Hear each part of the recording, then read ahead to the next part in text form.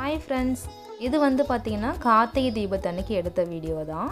ஒரு 5:30லேருந்தே டிவி பார்க்க ஆரம்பிச்சிட்டோம். ஏன்னா திருவண்ணாமலையில் தீபம் ஏற்றுறத பார்க்குறதுக்காக தான் ஃபேமிலியோடு உட்காந்து பார்த்துட்டு இருந்தோம்.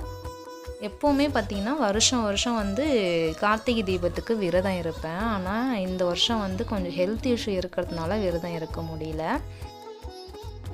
டிவியில் திருவண்ணாமலையில் தீபம் ஏற்றுறத பார்த்துட்டு அதுக்கப்புறம் ஓம் நமச்சிவாயன்னு சொல்லிட்டு 3 முறை சொல்லிவிட்டு அதுக்கப்புறம் வாசலில் வந்து ஃபஸ்ட்டு விளக்கேற்றினேன். அதுக்கப்புறம் வந்து பூஜை ரூமில் போயிட்டு விளக்கேற்றினேன். வாசலில் பார்த்திங்கன்னா கோலம் வந்து சிம்பிளாக தான் போட்டிருந்தேன். என்கிட்ட வந்து கலர் கோலம் மாவு இல்லைன்றதுனால அரிசி மாவில் தான் வந்து கோலம் போட்டிருந்தேன்.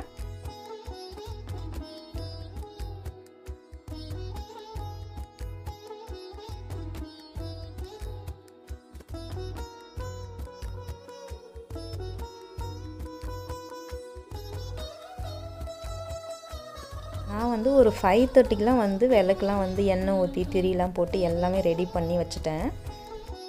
கோலம் வந்து சிம்பிளாக போட்டு இருந்தாலும் அதில் விளக்கு வச்சாலுமே கோலமே அழகாக இருக்குது பார்க்குறதுக்கு. விளக்குலாம் ஏற்றிட்டு அதுக்கப்புறம் சாமிக்கு வந்து படையல் போட்டு சாமி கும்பிட்டோம்.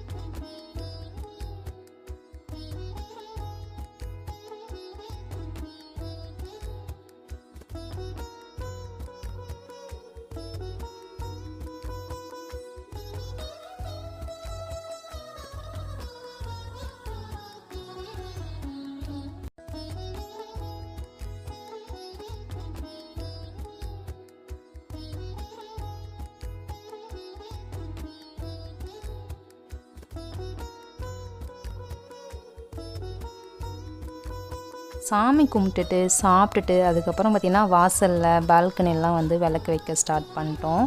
சஞ்சனா வந்து அம்மா நான் விளக்கு வைக்கிறோம்மா அப்படின்னு சொல்லிவிட்டு அவள் தான் வந்து வெளியில் வாசலில் வந்து விளக்கு வச்சா.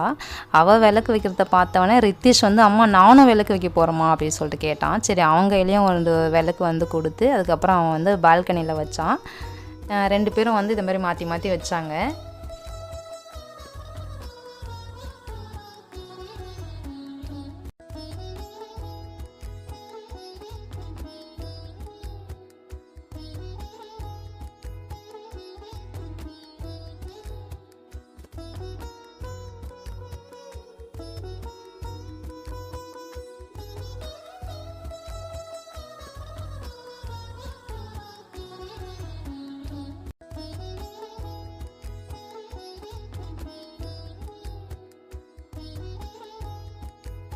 வீட்டில் எல்லா இடத்துலையும் விளக்குலாம் வச்சுட்டு கோவில் தான் போயிருந்தேன்.